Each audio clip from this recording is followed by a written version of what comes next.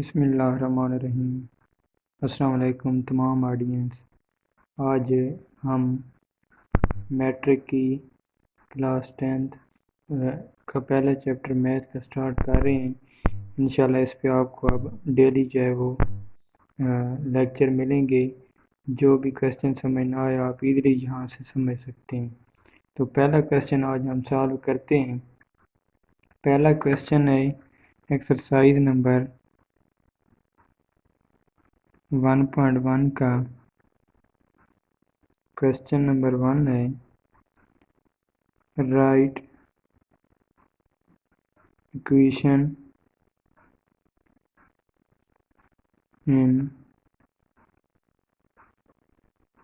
Quadratic form. हमने equation को quadratic form में लिखना है।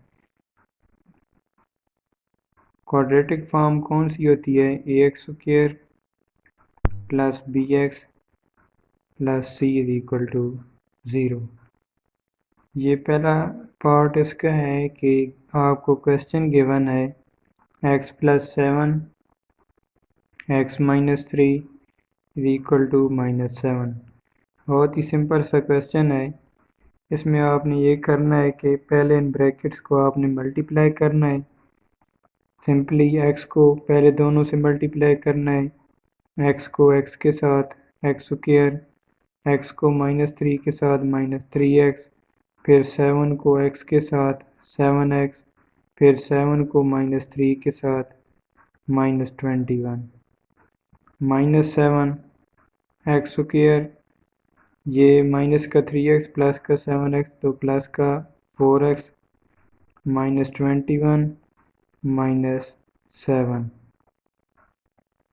अब आपने ये करना है कि -7 पहले उस साइड पे था, इसको इस साइड पे ले आए तो ये प्लस का हो जाएगा।